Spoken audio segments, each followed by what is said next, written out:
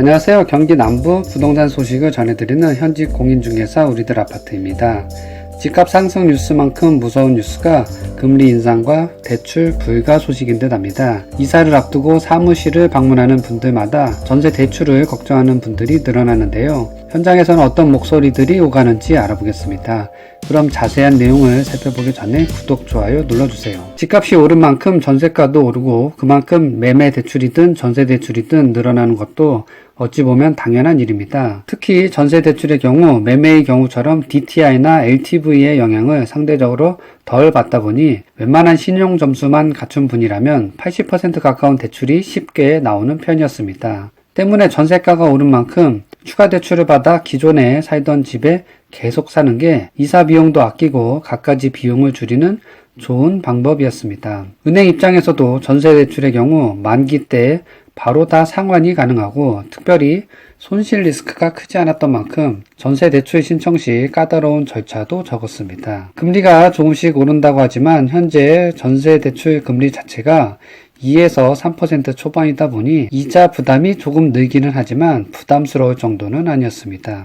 예를 들어 자신의 자산이 1억 정도 있는 상황에 4억대의 전세를 구할 경우 4억의 80%인 3억 2천까지 대출이 나왔습니다. 5억대 집을 구할 경우에도 5억의 80%인 4억이 대출이 가능했습니다. 경기 광주나 수지, 죽전 인근의 현장에서 만나는 많은 분들이 2억 내외의 대출을 받아 3억에서 5억 사이의 전세를 많이 구하는 편인데 최근 시세가 오르며 대출금이 조금씩 늘어나는 상황이었습니다. 전세 대출 규제라는 말이 나온 이유를 보면 대출받은 전세 자금을 실제 보증금으로 쓰지 않고 다른 용도로 쓰는 부분을 정부에서 적극적으로 차단하려는 듯 보입니다. 전세 보증금을 담보로 추가 대출을 받아 코인이나 주식 등 다른 투자처에 투자를 했을 경우 이 부분에서 부실이 생기는 것을 막으려는 움직임으로 보이는데요. 정부는 여유자금이 있는데도 이자가 싼 전세대출을 일부러 받아 이를 다른 투자에 이용하는 경우가 많아졌다고 판단한 듯합니다. 문제는 시장에서 전세대출을 막는다는 소문이 전혀 다르게 인식된다는 점입니다. 당장 가을철 이사를 가야 하는데 이전에 받은 대출보다 한도가 줄어들거나 이사 가려는 집 전세가의 80%를 다 받을 수 없을 경우 기존 지역에서 더 멀어지거나 작은 평수로 옮겨야만 하는 것 아니냐는 불만의 소리들이 있습니다. 무주택 실수요자들의 경우 전세 대출의 이자가 늘어나는 것도 불만인데 그나마 대출 한도도 줄어들 수 있다는 걱정에 벌써부터 크게 오른 전세가를 매우 걱정스럽게 바라보는 상황입니다. 지난 광교중앙역 퍼스트의 영상에서도 말했지만 부동산 시장의 양극화가 심해지는 가운데 전세 대출이 까다로워지거나 한도가 축소될 경우 1억 이내로 LH 전세자금을 90% 가까이 받아야 하는 분들이나 2억 내외의 자산을 손에 들고 있으면서 4에서 5억대의 전세를 찾아야 하는 분들에게도 올가을 전세 시장은 매우 걱정스러울 수밖에 없습니다. 한편으로 집주인들의 상담 전화도 늘고 있습니다. 바뀐 임대차 3법으로 인해 6개월 이전 기존 세입자들에게 입주 예정을 통보하고 세를 준 집에 들어가려 계획했던 주인들이 많았습니다. 실입주 후 다시 전세를 주기 위해서는 기존 전세금을 임시로 대출받아 빼주고 시세에 맞게 다시 세를 주려 했는데 은행에서 마이너스 통장이나 신용대출 한도를 크게 줄이면서 현금 여력이 부족한 일부 집주인들이 난처한 경우에 생겼다는 상담도 있습니다. 신용대출이나 마이너스 통장 대출 한도가 5에서 3천만 원 이내로 줄어들면서 1억에서 2억대의 보증금을 빼줄 방법이 없게 된 것인데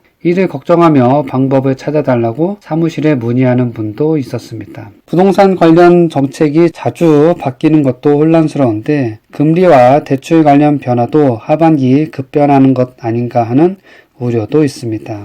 전국 아파트 평균 시세가 평당 2천만 원을 넘어서는 등 집값 안정세는 아직도 요원해 보이는 가운데 앞으로는 전세가에 맞춰 대출을 받으려면 이전보다는 조금은 더 까다롭고 복잡한 절차를 거쳐야 할 수도 있습니다. 관련 대출 상담사와의 통화에서 당장 대출이 안 나오는 것은 아니라고 하고 정부에서도 전세대출 규제 논의를 중단했다고 하지만 혹시라도 전세대출을 계획 중이라면 조금 빠르게 대출 상담을 해보는 것도 좋을 듯 합니다. 대출과 금리를 잡아 부동산 시장을 안정시키려는 정부의 고민이 그대로 드러난 뉴스가 아닐까 합니다. 한국은행에서는 올해 안에 기준금리를 1%로 올릴 수 있다고 하는 만큼 대출이자 비용이 더 늘어날 가능성이 매우 큽니다. 시장에서 고점 신호가 많이 보인다고 하지만 매수 심리가 아직은 강해 폭락론자들이 말하는 급락은 쉽지 않아 보입니다. 내년 대선을 앞두고 있어 기존 부동산 관련 법안의 변화를 예상하는 목소리도 조금씩 들립니다. 가을 이사철 매매나 전세가가 과연 어떤 변화를 보여줄지 걱정이 되는데요. 대출 한도를 줄이고 한 차례 금리 인상이 더 예고된 가운데 정부가 계획한 집값 안정화가 하반기와 내년 상반기에 어떤 모습으로 시장에 그려질지 지켜봐야 할 듯합니다.